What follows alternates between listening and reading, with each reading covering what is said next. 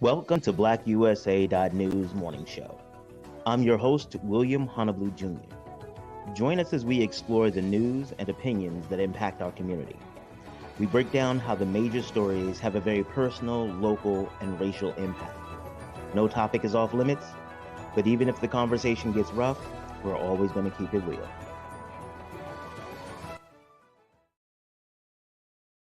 Greetings and salutations, all my people out there in internet land. My name is William Honolulu Jr., and I have the privilege and honor of serving as the host of the Black USA News morning show. Welcome to this Tuesday, March 8th. I'm sorry, I know it's Tuesday, but I try to keep up with March 8th. And it's Women's History Month, the 8th day, and National Organize Your Home Office Day. So I know we have a lot of entrepreneurs and a lot of people who are working from home, working remotely, as things haven't really fully opened back up. So take a little bit of time today, organize, just get some things together, pick it up. You may feel better. All right. As always, I got to say a big shout out and thank you to the super producer, Kyle Crazy Horse Morgan, who ensures that we stay focused and that we keep bringing you all the quality of programming you deserve and keeping the topics relevant to what you want to talk about. So big ups to him. But we are going to talk about the people who make this possible. And we're going to start today talking about my sponsors with my company, The Grinding Gang. The Grinding Gang is a community of business professionals who come together to help other business professionals. We work with nonprofit and small startup businesses up to medium size. We have the expertise to go larger, but we want to make sure we bring those big business resources to small businesses. As a small business owner, you and Jeff Bezos have the same decisions to make. The magnitude may be different, but you all have the same type of decisions to make. Who are our target clients? How are we going to make money? How are we going to grow? The difference is you don't really have people who are there to help support you at the level that Jeff Bezos does. He has 30 people for each decision, just about. So we want to be part of your team. So if you are looking for an opportunity to grow your business, or just check out some of our free resources, do not hesitate to visit us at www.grindinggang.com. All right.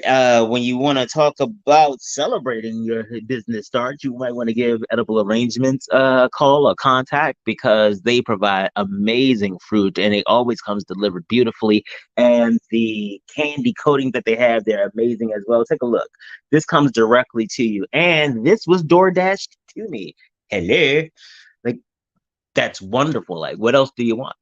So if you have something to celebrate or you just want some good fruit, make sure that you contact DoorDash. If you find yourself on the wrong side of some criminal charges, make sure you reach out to the warrior lawyer, J. Wendell Gordon. They call him the warrior lawyer, not just because it sounds good, but because he fights for his clients. And if you don't believe me, make sure you just go out there and Google. You could Google anybody in any of our sponsors, and you will see that they are the truth. Just like Murphy, Falcone, and Murphy. That organization, that law firm is reflective of Judge Murphy's emphasis on equality and justice. And he baked that into the law firm. So if you find you need help with a civil situation or trying to get leverage to get the government to change their policies toward communities that you serve, make sure you reach out to Murphy, Falcone, and Murphy. Worst case scenario is that they can refer you to somebody who can help you if they can't. Best case scenario, they may be able to take your case and transform your entire life. Talking about transformations, moving from the real world to the metaverse, we recognize that the metaverse is the next step in human communication. The metaverse will be to the internet what the internet was to letters. And so it's going to be a really letters and books. It's going to be a really groundbreaking place where division will happen. And people like Dr. Tyrone Taborn and all of his staff over at STEM City USA, they do an amazing job of making sure that the Black community isn't getting left behind, that we have access and resources and mentorship and things like that. And so we are exceptionally grateful to have a partnership with STEM City USA, and really proud of the work that they've been doing, for example, with the Black Engineer of the Year Awards, damn near 40 years. And they are incredibly active and supportive. So big up to the doc and his people out there. One of our newer sponsors, I Am Black Wall Street, a book by Donnie Glover. It doesn't just look at Black Wall Street as to the horrors that happened in Tulsa, Oklahoma, but it expands the concept and recognizes that there were two other places that were designated Black Wall Streets. And he looks and explores how those places were created. What were the driving forces that brought people from all over the country to Tulsa, Oklahoma, and these other locations to start? And what I think happens is that it provides a really good framework and maybe a blueprint for what we can do right now to create our own types of Black Wall Streets and all that type of fighting for the black economy and the black dollar will make you hungry. And if you do get hungry, make sure you spend your money at Darker Than Blue Grill. Darker Than Blue is an amazing partner for BlackUSA.news, but not just BlackUSA.news, but the Black community in general. They have been adamant and involved with the community since they were on Greenmount Avenue. So, but we are really grateful for all the folks over there at Darker Than Blue. So, thank you, and I can't wait to eat some more of the food from there. Letting you all know that the perfect pitch planning competition or spotlight, it's not really a competition, it's a spotlight, is coming up on the 12th of March and the 19th of March. It's going to be hosted by Tasmira Gathers and the Blackout Show. It's going to be amazing. And we're bringing back the Perfect Pitch Planning Program to help those who want to step up their pitch game and to really be in a better position to sell themselves and let people know what they're about. I want to give them some of the skills that they can use to take their communication to the next level.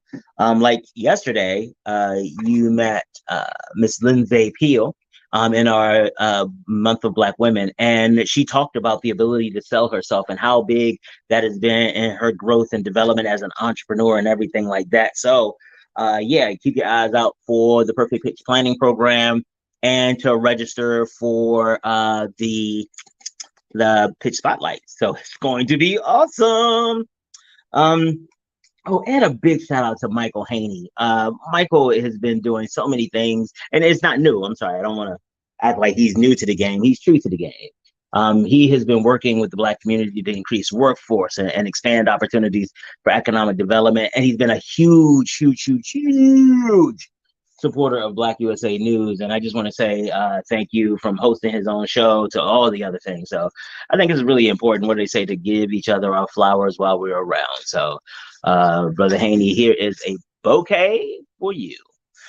All right, so I talked to you about Lindsay Peel. We talked to her yesterday about being a Black woman and what that looked like. Today, we have another dope woman, a really good friend of mine, who's going to come and share her perspective and her experiences as a Black woman. But first, let me remind those who may not be familiar about a month of Black women. Let me let you know what that's about.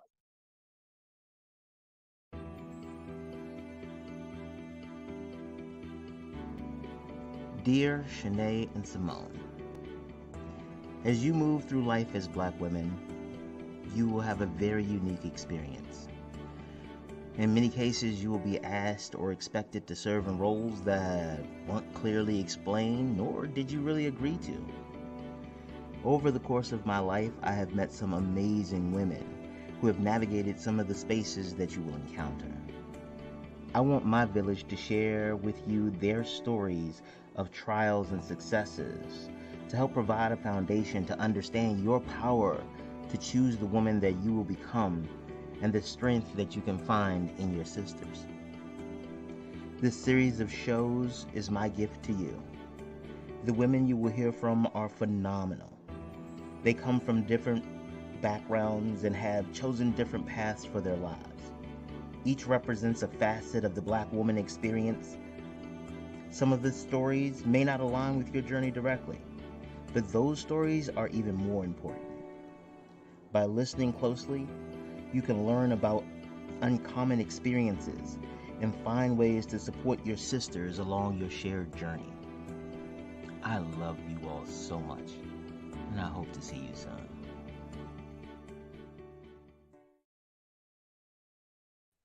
So that is what our month of Black women is about. That is what it is for me.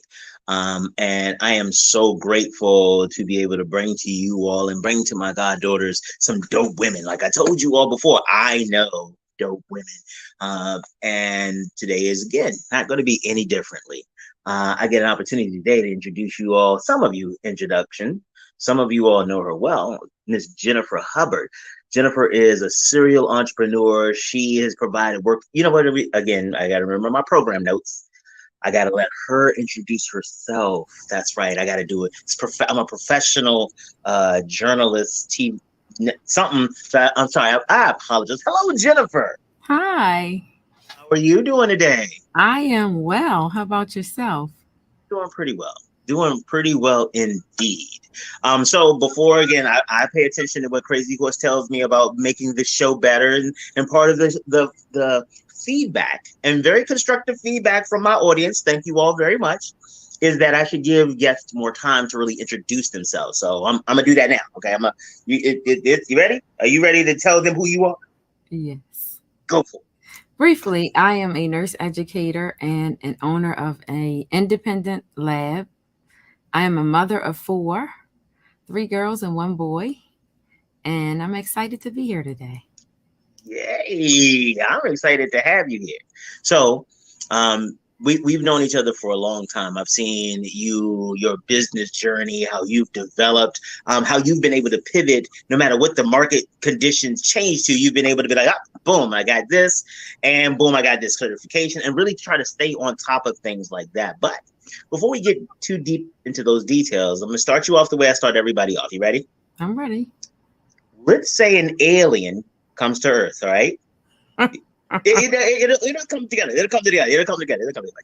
An alien comes to Earth, and he says, all of you all seem different, but there's certain categories you all fit in. And you, Miss Jennifer Hubbard, come talk to us and describe to us what it's like to be a Black woman. What would you tell the alien? That being a Black woman can be very challenging. You have to be strong. Just from the beginning, if you're fortunate enough to have at least one of your parents, sometimes that's not the best, but you have to make the best out of every situation that you find yourself in. And that will continue throughout life. It doesn't just begin there, but from the moment that you're born, you're almost attacked, and you're attacked against the world because you were born Black. And one of the things that I have, I pressed the wrong button. When you start pressing the wrong button, stuff goes all over the place. But so one of the things that I want to break it up into two separate pieces, because there is this piece of being attacked, and that has a lot to do with how Black women are perceived, and I want to talk about that in some more detail. But I want to start off with like the obligations that you feel as a Black woman. One of the things that a lot of the guests have said is that there are times where who else is going to do it? Like, I gotta make a way. I don't have anybody to rely on, and those types of things. Is that part of your experience as well, or? I would concur, because from the beginning, like I said, you're attacked, and even as a small child, because your mother is mostly either a Black woman or you are of African American descent, then you have responsibilities. And if you're the oldest, like I'm the oldest, so I had to do so many things. I had to wear so many hats. So even today, my two brothers on my mother's side that are under me, because I'm the oldest, they still look at me as a mother figure. Like, I can still get them to do things that my mother could not get them to do. They're still because of the way you were involved in their raising. I pretty much raised them. I mean, because my mother had to go out and take care of the family the best way that she could. I had to correct them. I had to cook. So I had to learn to become the best chef with nothing. Because growing up in the hood, you don't always get the good. Now, back in my day, we had the cheese off the government. It takes you 20 minutes to melt it, but once it did melt, boy, you eat it while it's hot. And then there were the times where the government truck didn't come, and you had beans, and you were left with different things. So you had to become a chef. I mean, you had to be creative, which is partially why I enjoy cooking today. It's therapeutic, but I love to feed people. So I had to find, different ingredients, whatever was in the house, and make them taste good. Because you have, boys, my brothers, I had to feed them. So in order for them to eat it, it had to taste good. So I had to be innovative. So what age range are we talking about now? Are we talking about like 20s, late No, teens? no, What are we talking about? no. I would say at 3, I started helping my mother to change diapers because she would say, "Bring me the diaper." I can remember, or she would tell me. And then because my brother was born around that time, so it starts as soon as the other child comes in. Go get me that So diaper. you, I'll put this I'm in the sorry. trash. So you move from being a child to being a helpmate. Pretty much. Pretty much. And I felt like I can't say so many things, but the person Yeah. that she had the baby with, which was her husband at the time, you know, he should have been helping her. That wasn't my responsibility. And as I got older, you know, I never complained about the things I had to do, but as I got older, I had my own personal experiences. I felt like, can I talk about it a little bit? Oh yeah, absolutely. I felt Whatever. like So let me be clear. Whatever you are comfortable talking about here is fine to talk about, I don't and want to hear. anything you don't feel comfortable talking about is stuff we ain't gonna talk about. Okay. So, you know, it started there and it helped me. It helped me to become the woman that I am because that is my foundation of not having anything, having to make provisions when there were none. You know, my religion and my faith, you know, we were started up young. So all of that helped me when I became a woman, a grown woman, as these young people say. 18 is not grown, but I was out of my mother's house by the time I was 16 because my mother had some issues and Mhm. I had to go. So I was on my own. I was homeless my last 2 years of high school. I went to Mervo. I went to Carver for 1 year. I went to Mervo for 3 Big up to years. Mervo. Big up to Big Mervo. up. And you know, I really struggled. It was hard. They didn't have all the programs and things that they have now in the school systems, which are amazing. They didn't have those. So I was the person that everybody, you know, teased about the way that I dressed, because I didn't have. I worked 3 jobs when I was 14. As soon as they gave us opportunities, I raised my age. I worked 2 jobs, not 3. I'm sorry. And I raised my age, and I had the job with Clarence D. Burns. And that's when the summer programs first came out. Now I'm dating myself. Mm-hmm. And then I had a job at McDonald's, and that money I didn't get. I had to give that money to my mother, and my mother would give me money to get back on the bus to go back to work. So I wasn't taught that, hey, you need to save your money. You don't need to spend your money. This is what you should do. This is how you budget. None of that was brought up, you know, but all I know is every month at the end of the month, which I still don't understand, people get these food stamps, which I wish I could get, you know, and they buy everything at one time instead of teaching themselves or even their children that we only need this right now. This is all that our refrigerator can hold, and we can go back to the store another time. So that was my foundation, you know, and going to church. We were in church all the time, and that helped me. That helped me so much. It even helps me to this day. My prayer life is amazing. But as I got older, you know, I got married. I was married twice. I got divorced twice. But I had some things to happen. You know, you don't expect to marry, you know, the wrong person.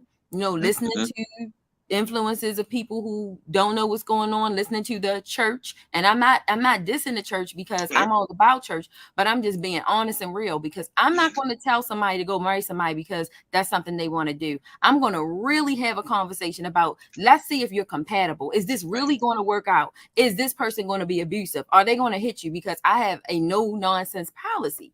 So because I have that policy and because I had been abused as a child, you know, really like physically, mentally, and everything, I was already in a broken situation. You know, my father wasn't there for me like some people have a godfather, father. I never had that. You know, I didn't have a good example of the father. I know who my father is, but we never had a real good relationship. Even to this day, we just don't.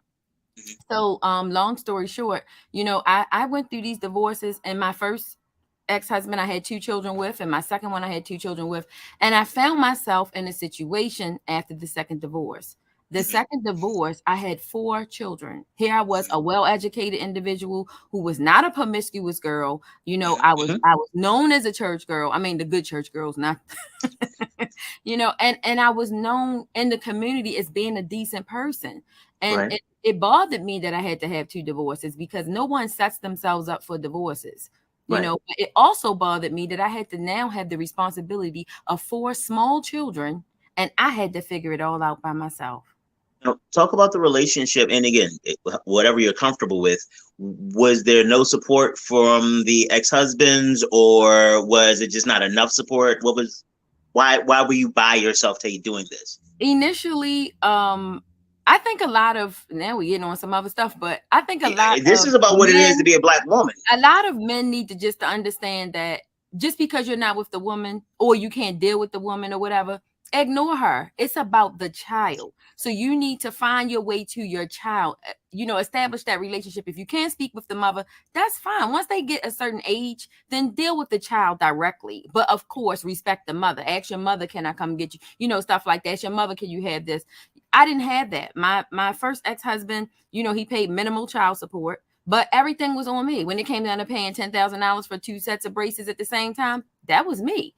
When it came down to prom dresses, that was me. When it came down to any extracurricular activities, that was me. So I think that a lot of fathers need to forget about, well, parents need to understand that when they get into these agreements, because that's what it is, if the agreement does not work out, that this child has absolutely nothing to do with it. Now, I've made my wrongs because initially I wanted to just be by myself and I'm done. I don't want you calling. I don't want, but now that I'm older, I can preach this part that you really need to try to find a way, even if it's not through you, your sister, your cousin, your friend, your sister friend, get somebody to let this person, be involved in the child's life. But it also takes a real man to want to do that. My second husband was just a joke. Like, he's more educated than my first husband, and he does nothing even to this day. I have a 14-year-old son. He does absolutely nothing. He pays minimal child support when he feels like paying, child support. And I had to do everything. My son was sick. He had asthma. It was just a lot. I was working so many jobs because I was never on welfare, and that was God. We always owned our own house, and that was God again. It was just a lot of things. And so my oldest daughter had a lot of pressure on her. Not that I wanted her to have that pressure. There were things I wanted her to be able to do, but I couldn't. I couldn't let them be in extracurricular activities. Why? Because I had to go to work. I went to work, came in, went to sleep, changed my clothes. Everybody knew what it was. Every Sunday, I cooked all the meals for the entire week because I'm a person that I want my kids to be fed. I love feeding people. And I still do that to this day. It was always meal prep for me. It was always iron up all the uniforms, for everybody so that my kids didn't have that to worry about. So I slept all day. It was just hard. Right. And it sounds like, okay, I love this. We're going to break it all the way out. You talk about there's a difference on how you see the relationships with your children's father and how you wish you would have engaged. And versus how you actually engaged during that time. If you could take us back to kind of what was going in your head, because one of the things I'm hoping is that if there's somebody who's listening to this and hears you say like, hey, I was saying this, and now I realize this is why that was wrong, it may help them to kind of, it's like, oh, maybe I need to rethink. So could you tell us a little bit about what that experience was like? I have absolutely no regrets for why I left both of my ex-husbands. I left them. Oh, yeah, I'm sorry. I'm not talking about I'm not talking about the end of the marriage. I'm talking about what you're talking about, the engagement with them about the kids. Right. So I wish that I was mature enough to say the things that I'm about to say. It's not about me. Even though my personal feelings was like, okay, well, my first husband was my first, and here you left me. I have 2 kids, and you acting up. And then the second one was a situation I really couldn't control because he was then told he couldn't be around us. So because he kidnapped my kids, so he wasn't able to initially be around. But once the time came, he would tell everybody, I'm trying to see my kids. And it was not true. What I wish I had done. He was still living back in that story where he couldn't. Right. But he still lives there to this day. So even though the boundaries that prevented him from seeing his kids are gone, he's still living like they still up there. 14 years later. Wow. And he does more for the child that he had during our marriage, which he claims is a mistake and he forgot or, whatever. And he does nothing for my son now. Nothing. He doesn't know my son's allergies. He doesn't know what medications he takes. He can't tell you about my son's grades. He doesn't know what school my son goes to. Nothing. And I think that we fail our children on so many, from so many angles because, girls need their fathers. Even though my father was a substance abuser and still is to this day, it was something that my father told me that kept me a decent woman. I didn't go out there and sleep with everybody because my father told me some things.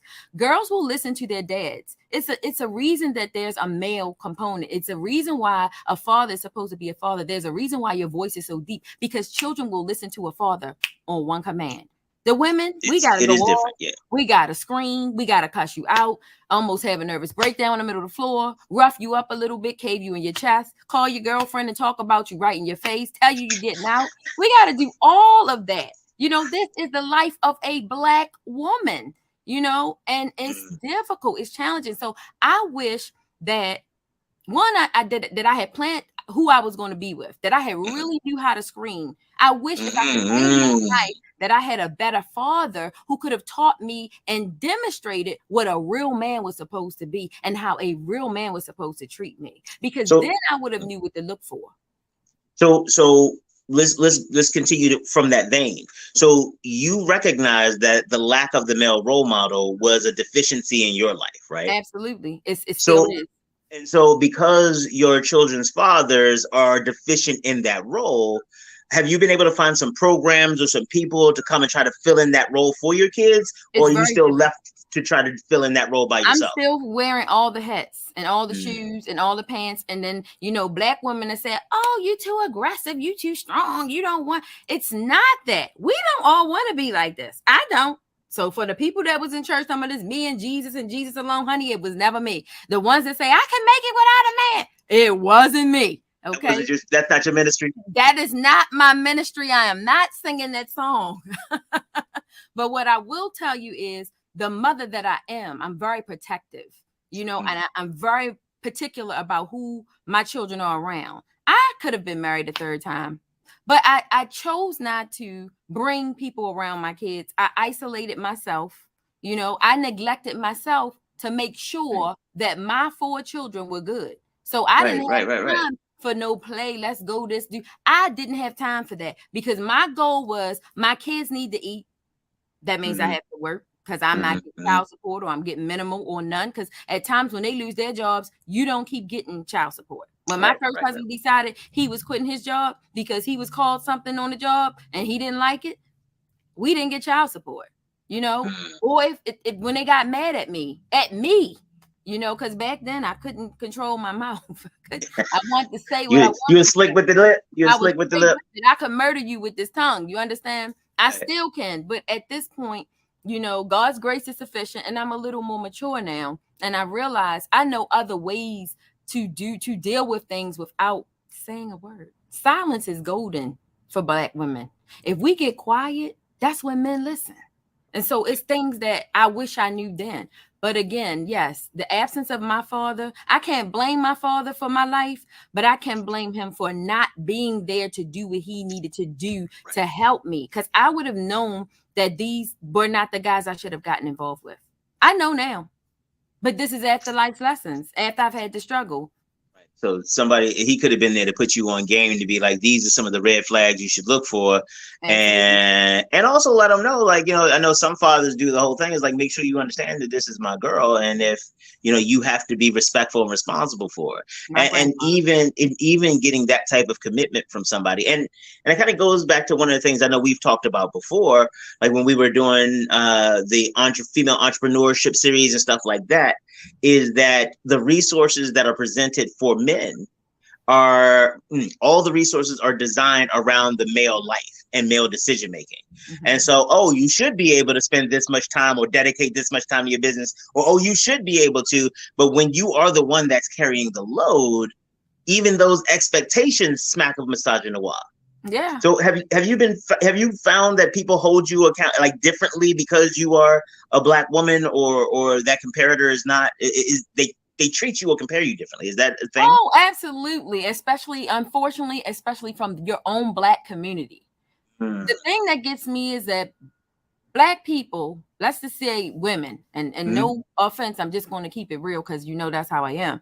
A Absolutely. Black woman will go and spend. Now, I don't buy weaves, but my daughter makes weaves. So I know that they could be wigs. They could be $300 on up. So a Black woman will spend $400 on hair to make the weave and pay for the weave to be made.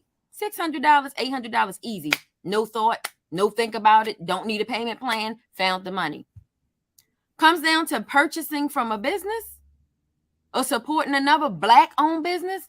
Oh, I know you. Could I get a discount? Oh, can I? It's always something. It's always something. And that's just Hey, how it is. I've even So had a recent experience where, and I won't name the business because I don't want to be sued, but I had a Black man to patronize my establishment. We did 3 of his assisted livings, 3 with at least 30 people in each facility. So that's 90 people. right. And he did a chargeback. Now he won the chargeback. Oh, wait, it gets better. I served him. I'm sorry. Explain to people what the chargeback is. I'm sorry. I know.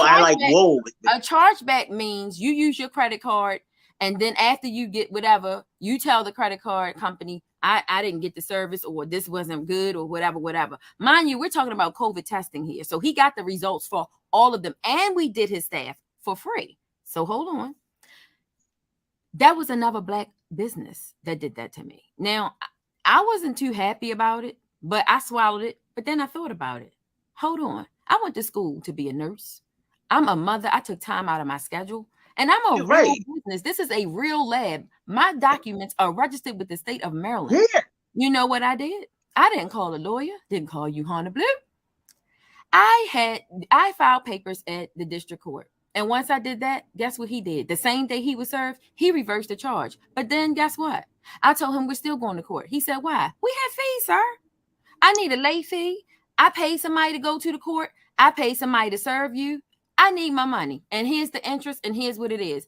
Now, he's paid the original fee, and I'm still waiting. I even gave him time. This was in January. I gave him to March the 15th to pay. He still hasn't paid. Yeah.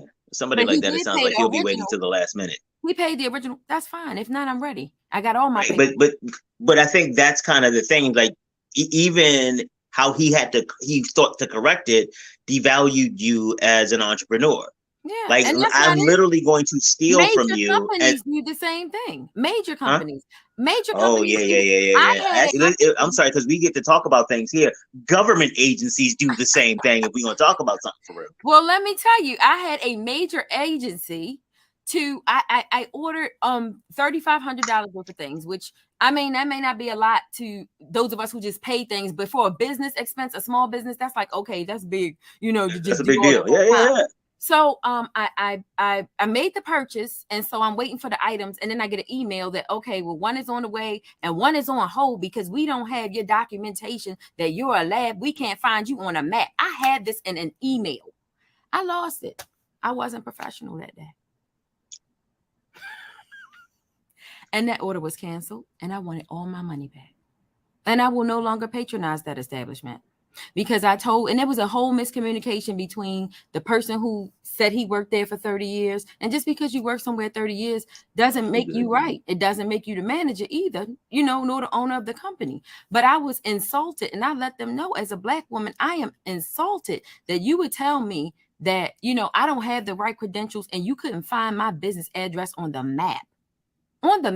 But you used my business address when I made that purchase with my credit card. It was the same address. It was the same address the first machine arrived at, and I had already had the machine. So that tells you it's a bona fide address. Now, why do we, I know it's busted that it happened, but do we know why? Do we believe that this was specific because you're a small business, because you're a Black woman, or was it just no matter what it was no good? I think it was because I was a small business and they hadn't heard about me before. I've even had people to call me and say, I haven't heard about you before. Oh, I didn't know this was here. When we did the COVID testing and we had so many people coming, I didn't know this was here. So I think a lot of Black businesses are at a disadvantage, which I told you I'm going to start this women's group. Yes. And I want to add men because I'm not biased. I think we need the male component. Because we're not recognized. People don't know what we have. You're sitting in a room with a powerhouse person that can help move your business and you don't even realize it. Yes, it's all about networking. But at what point are we going to come together? At what point are we going to stop being crabs? When are we going to come together and look out for each other? Because if we as a Black community don't look out for each other and we don't support each other, meaning you can spend $800 in Sally's shop or Karen's shop. Why can't you spend $800 in Jennifer's shop? Well, maybe not Jennifer, but in Keisha's shop. Well, watch this though, because one of the things you talked about, and you made reference to the whole crabs in the barrel mentality and the lack of support. One of the things that really blew my mind, and I think is also relevant here when I heard somebody talk about that, was it ignores the fact that you criticize crabs for pulling each other out of the barrel, ignores the fact that they shouldn't be in the barrel in the first place. That is and true. So that's one of the things we talk about a lot here on the show, is that the capitalist type community we have, where everything is about money, money, money. That's not the neighborhoods or even the way that we have been raised. We've been raised in love. Like, it's like, and the example I use, and I'm sure like this has come up like damn near every show, but like the cookout, where nobody, everybody only got a little bit of money, but the cookout is great. There's a DJ. There's, everybody eats no matter what it is, and it's not like, well, and if you say something like, well, Jennifer only brought 5 pounds of potato salad and I bought 10 pounds, and everybody looks at you like you stupid. Mm-hmm. But now when we move everything into the money, it's not about like, I want to support Jennifer as a business owner. It's like money, money, money. How much discount can I get? Mm-hmm. And the idea, and I think what happens is that in our community, we try to trade our relationship as money. So it's like, because we have a relationship, you should give me less money. And it's like, that's actually not how relationships work. That's how exploitation works. Your real friends, and I have real friends, will pay you the top dollar and tip you. Now, I have some good friends like that. But then, there's Cousin Pookie and the rest of them. Now, because you've done this a couple of times, and let's talk about this.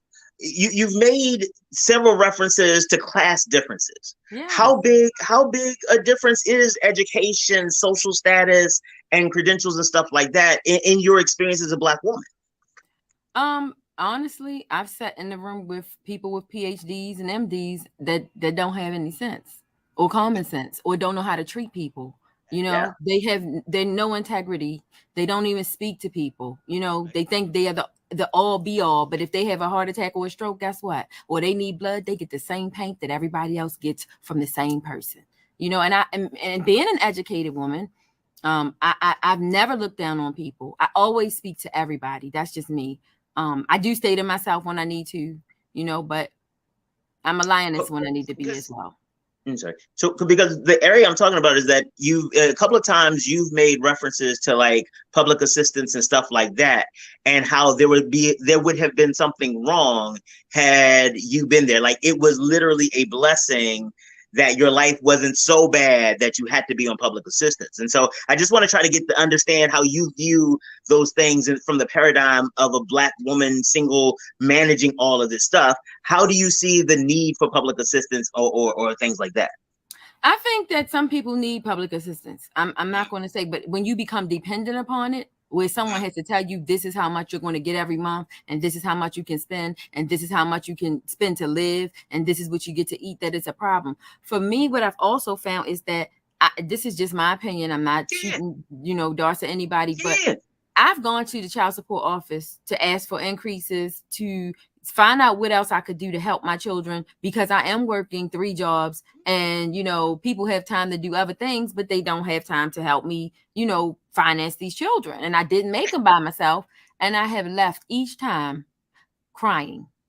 I was treated as if I was a welfare recipient, lying on my back all day, although I was in nursing scrubs and I had worked 2 jobs. I had just worked 20 hours, and I still was not given the respect. I was told my application was lost. I was told that I needed to leave, and this was by a person that wasn't even from the United States. She could barely speak English, and she's telling me, a taxpayer, that I need to leave and I'm gonna have to come back because I came at the last minute. Well, ma'am, I left work as soon as I could. You guys close at 4. I get off work at 3. Nurses don't have real times to get off. I rushed out of the door. I gave report, but I was out. My colleagues understood, that I don't usually do that, but I rushed to get to your office before you close, and I was treated so bad that day. And so now it's like I don't go there. I have to pay. This is money I could use for to help my son. I am currently paying an attorney to deal with what I should have been able to walk into the office to deal with. But there again, if you are a real man, no system should have to tell you to take care of your child. No system should tell you that you have a 14-year-old that eats like 4 grown men. So no system would be able to tell me as a mother, if I didn't raise my children and I was the parent on the opposite end, it would never have to be communicated. It's prom time, it's school time, it's winter time, it's fall time. Yeah, but every time I wouldn't have to do that. I would know. But one of the things that you have shared throughout your journey is that you literally have never had a portion of your life where you haven't been responsible, right? This is So true. it sounds like you wouldn't even understand what that world looks like. I would not. Because the other part of it too is that you talk about you don't want to be in a situation where people tell you what you can do, where you can go, and stuff like that. But that ain't no different than working at welfare. Ain't no different than working at Amazon. That is But you see what I'm saying? So again, I'm just trying to make sure that we don't get so caught into whenever you are on the other side of an exploitive system, whether that is a job that treats you like trash, a relationship that treats you like trash, or a public system that treats you like trash. Just use it to move up. That's all I'm saying. But those are equally bad. So it doesn't matter if you're getting public assistance and you're not getting help. It doesn't matter if you're at work and you're not getting help. It doesn't matter. All of these things suck, and it's not one is better than the other. One of my when I used to work for the state, one of my bosses used to run a group for HIV positive patients in Washington, D.C.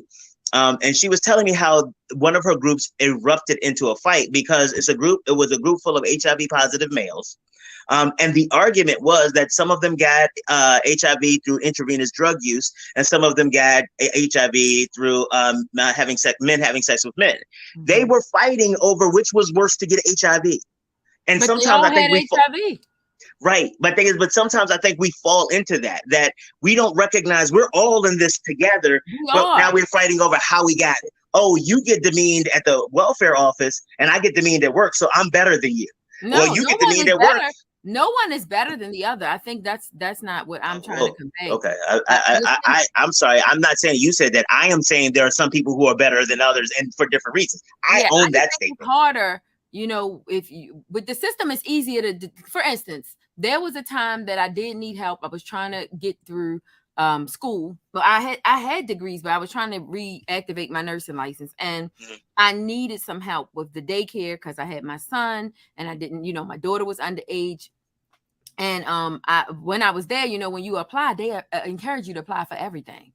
But I kept telling the lady, I don't need cash. I'm getting, some child support from my first ex-husband and none from my second ex-husband.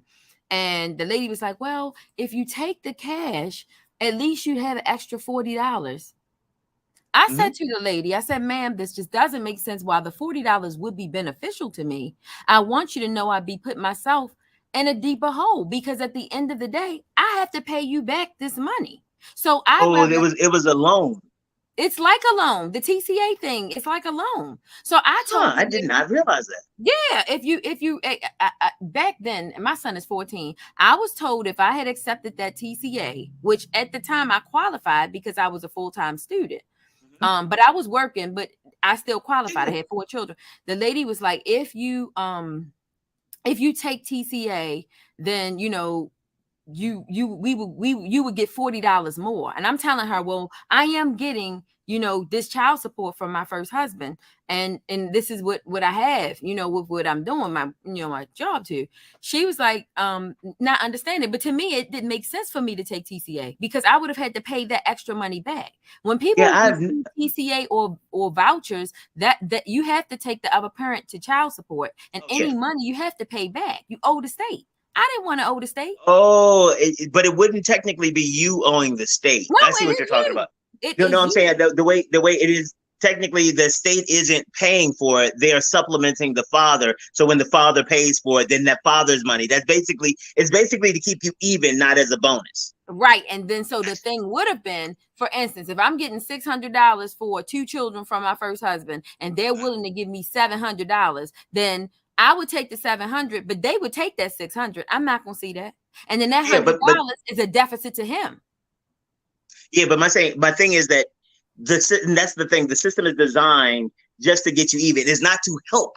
It's designed to make up the difference from what he's not helping with. Now, I know some phenomenal women that do what they have to do, to make things work. They get food stamps and they have to sell dinners. They have to, because they have children and they have to do what they have to do. And that's one of the things. I respect these women. I have nothing negative to say about it. And that's why I wanted to stop it, because I know you. And we've had these conversations before, but I wanted to make sure, and because you know how people are, they're like, well, I heard Jennifer said this, and she all, and it's like, I would have, because I got to type back. It's a whole thing. So this way we got it clear. Yeah, it's clear. Yeah. So let's talk about the external attack piece, because I realize that, again, your entire life has been spent in the service of someone else. At some point, this whole idea that these are all your responsibilities, and in many cases, your responsibility alone, or shouldering a disproportionate amount of responsibility. And then, so that's heavy enough, walking around with it. But then you talk about these types of attacks. Tell us about what some of these attacks look like from your perspective, because I've heard that, like, sometimes there are things that happen with some of my friends that I'm like, wait, that's not the way that works. And I was like, oh, I didn't know what that meant. So an example with my ex-wife, kind of the opposite way. We were watching the movie Mulan, one of my favorite movies. And when Mulan fell down and the dude came and Shin came and put her bucket on his shoulder and kept walking, my wife was like, oh my God, that's so sweet. I was like, no, it's not. No, it's not. I'm sorry, you got me all excited. I was like, that's like a cuss word. He just called you a punk. You can't even carry yours and I can carry both. And but because of our different perspectives, she thought it was a loving, supportive gesture, where I was like, oh no, that is the height of insult. Yeah. And so that's what I'm saying. What does it look like from your perspective? Because there might be something I'm like, oh, that's nice that he did that to you. Like, no, it's not. Let me tell you what it means. So that's what I'm trying to find out. Being a Black woman, it's difficult. You have so-called friends or other females that you know that you may not categorize as a friend. They'll tear you down verbally. Some of them are bold enough to try to say it to you.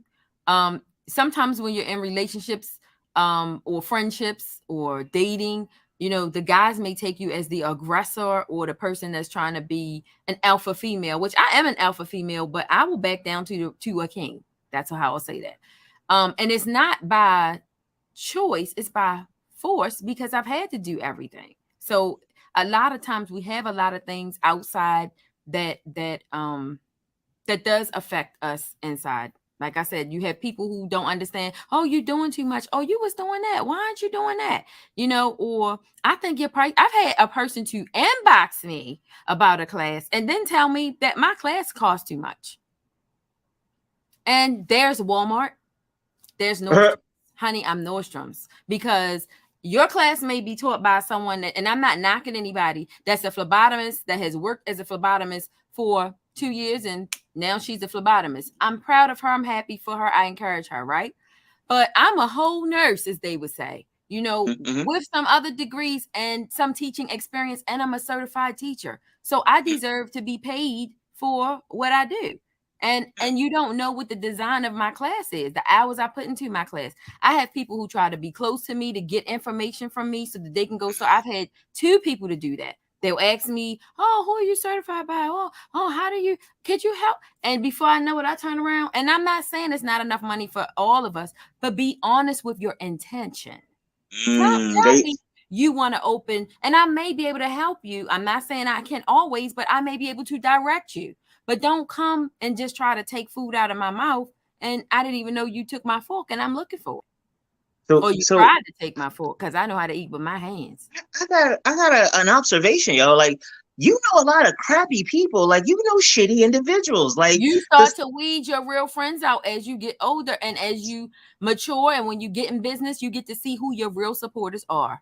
So let's talk about some of them, because we talked a lot about like just shitty people for like the last half hour, 40 minutes. Just I don't want to end on shitty people. I don't want to end it. Let's talk about the good people in your life. So I have some really good people in my life. I do. Of course. Honestly, let's shout them all the way out, because every mother loves her son. And you and I are very good friends. I would definitely add you to that. I have quite a few individuals that have been more than friends to me. I have a very good girlfriend, Charmel, Dr. Lee, quite a few other people who I'm very close to. No. Babe, I want you to shout them out. These are part of your support. No, seriously, because we talked in depth about the shitty people, didn't we? Yeah, we did. I mean, they've been there for me. Let me tell you, they're my shoulder. Talk about them. They give me, advice. I can't tell you how in depth I am to you for sometimes when I'm like, this is what's going on. You're like, well, legally. I'm like, yes, this is the part I need to hit. well, if you get this, go get your money, and when I come up with some crazy ideas, you've never said, that sound crazy. And I probably did sound crazy. You supported me in my craziness, right? But at the end of the day, when I came back to retract that crazy statement and say, you know what? That wasn't the best idea. Like, well, you know what? You learned from that experience. Now, what are you going to do? Right. And I did. And it helped me because, the restaurant idea, I'm telling you, I know I can cook. I enjoy cooking. And people know I can cook. But where I went wasn't the best location. So that's a lesson. Yeah, I'd have probably still been doing it.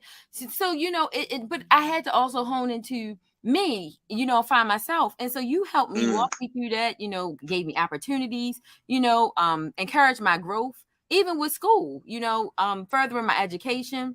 And so like my son, he stops me from hurting my daughters. He's like the peacemaker, like, Mom, it's not worth it.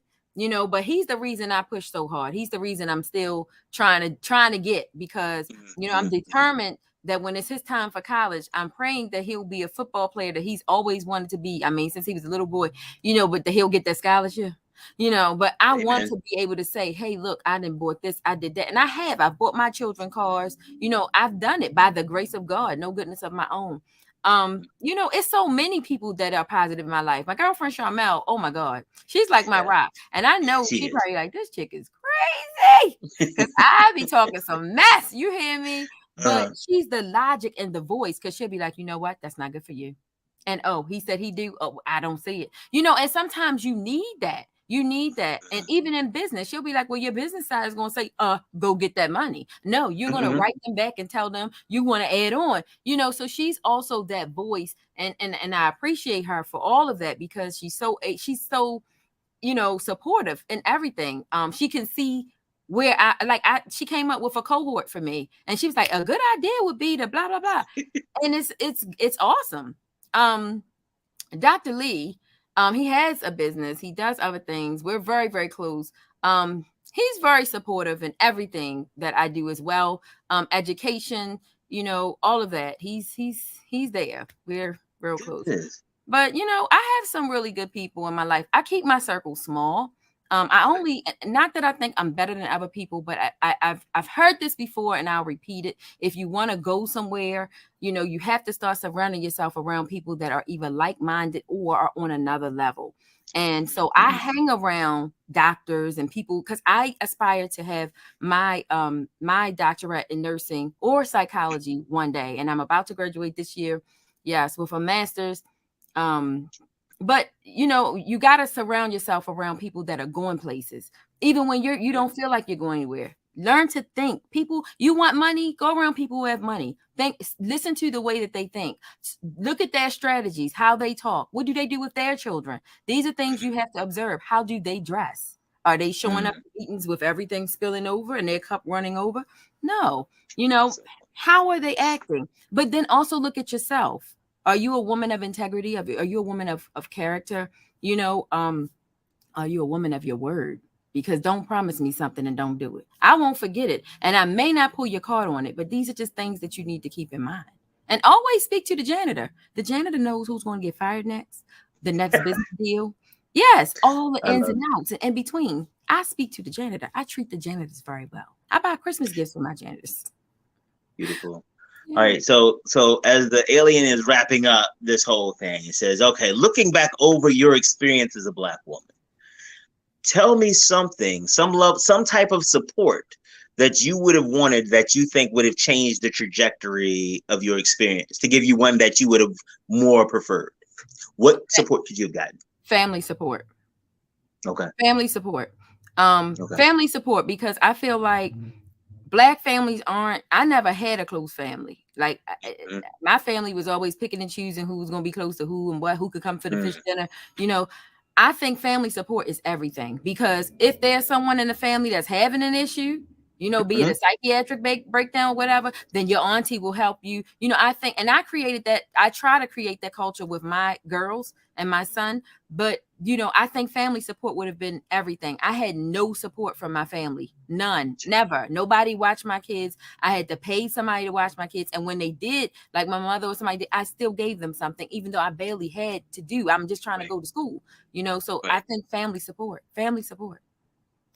The church supported me more than my family did. Wow. Okay. Yeah. All right. Well, that's a real thing. Yeah. That's a real thing. Shout out one more person, Franny. Okay. Frances Clark. She is the woman. Frances Clark. She is the woman who is, her and Elder Gordon are the people that the reason that I am the woman I have become today, because they didn't let me be out in the streets. You know, they got together. I had a mouth on me back then. I know I was a card.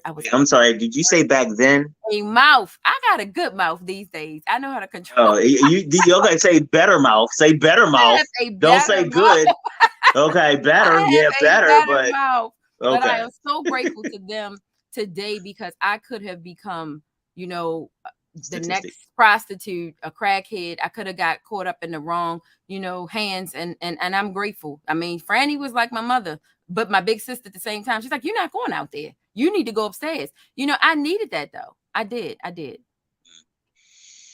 Whew. Time just flying, and I think I think I kept it together most of the show, because you know I get excited about these topics and stuff like that. But Jennifer, thank you so much for just being here and being willing to share.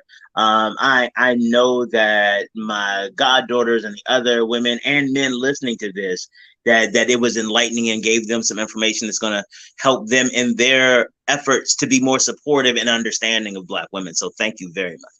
Yes, you're welcome. All right. Hey, and don't forget, you and I still need to hook up, because we got business stuff to do, right? Yes, we do. I have an email box full of your stuff. All right. I just make sure, because you know my follow-up sucks. So I'm like, I did it, and I get excited when I follow up. I'm like, oh, no, I did it. It's okay. All right, love. I look forward to the next time I talk to you on the show, and the next time I talk to you off. All right. Take care, everybody. Thank you for having me. Oh, absolutely. Have a great one. You too. How we do this every day? How every day it's an amazing show? Does that mean that I'm amazing? Am I amazing? Yeah, no, that's true. I can see that. All right. Well, you all have a wonderful day. Again, thank you so much, Jennifer. And guess what? We will be Black tomorrow.